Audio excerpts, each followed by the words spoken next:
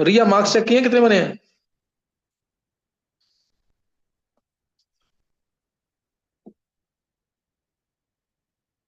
चलो देख लो, पर 2 क्वेश्चन आ गए, 2 मिनट लगेगा अभी सिर्फ। देखो क्वेश्चन नंबर 29।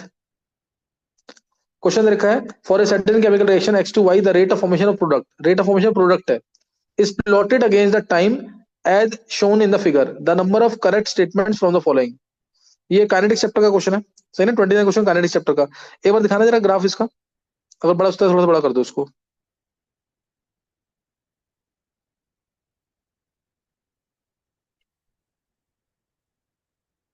देखो, रेट ऑफ फॉर्मेशन प्रोडक्ट दे रखा है।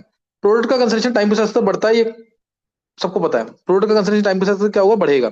तो ये प्रोडक्ट का कंसंट्रेशन बढ़ रहा है। अब इसने बोला कि कौन सी स्टेटमेंट करेक्ट है इसमें से। Overall order of this reaction is one. Overall order of this reaction is one.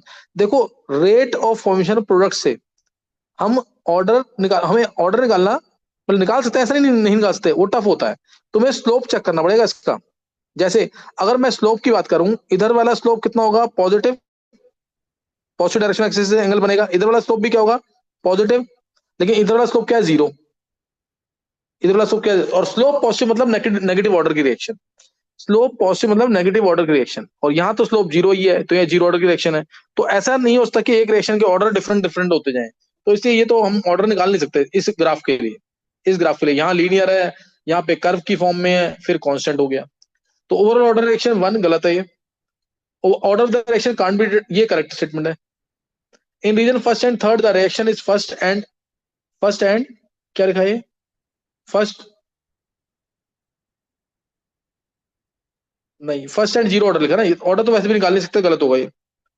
First and zero order, सही ना। हाँ, अगर ये रेट वर्सेस कंसंट्रेशन का ग्राफ होता रिएक्टेंट के हिसाब से, तब ये करेक्ट होता था। In region second the reaction is of first order, ये भी गलत है। रीजन सेकंड में फर्स्ट ऑर्डर की नहीं है। Region second the order reaction is in the range of 0.1 to 0.9, ये भी गलत है। एक ही ऑप्शन सही है सिर्फ, order can't be predicted. Second answer आएगा इसका टू। सेकंड मतलब एक स्टेटमेंट करेक्ट है, वन आएगा आंसर, सॉरी। क्या आंसर है इसका?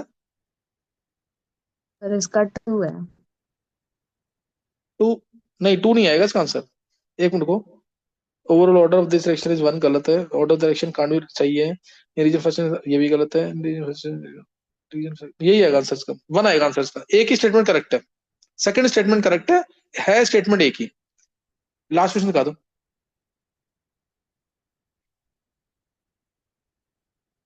हाँ, ये भी कर्व वाला क्वेश्चन है, इलेक्ट्रोकेमिस्ट्री से, 12th क्लास इलेक्ट्रोकेमिस्ट्री का क्वेश्चन है।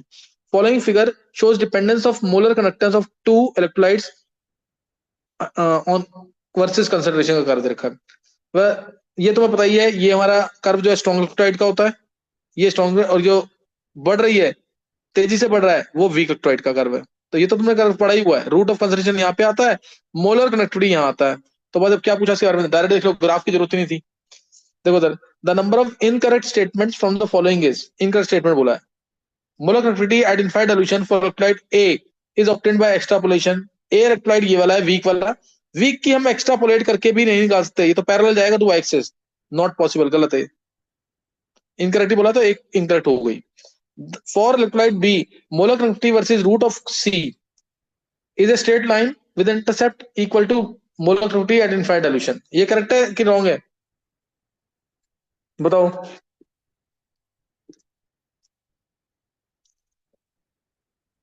बोलो। ये यहाँ पे टच करेगा तो क्या आएगा आंसर?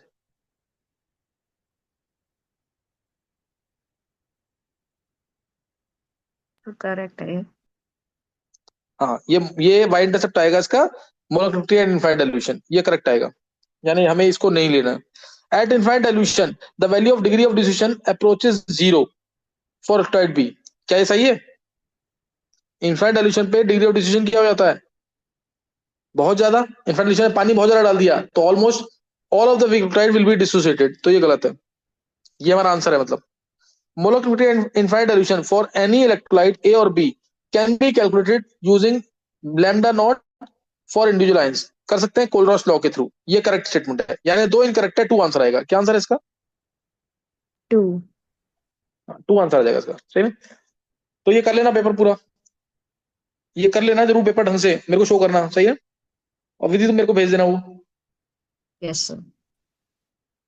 चलो करके आना पेपर इसको, और पढ़ के आना जो बच्चे हैं 12th वाले, वो सॉल्यूशन चैप्टर और सॉल्ट एनालिसिस पढ़ के आना है पूरा।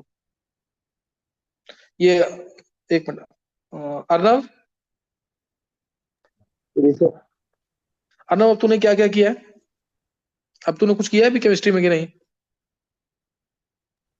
सर वही बस एक एक आपने लेक्चर बताया था वो किया था सर लेक्चर।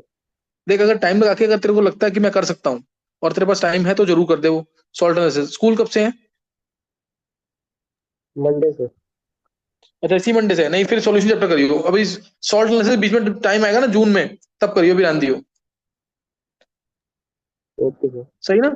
हाँ, सॉल्यूशन चैप्टर जितना कर सकता है वो कर लियो, ठीक है सर। क्योंकि मैं स्टार्ट करूंगा सॉलिड स्टेट अब। तू सॉल्यूशन चैप्टर पे जरूर करियो फोकस उसको, सही है। Okay sir. हाँ, जितना भी करेगा वो मेरे को नोट्स दिखाना उसके। ओके। चलो।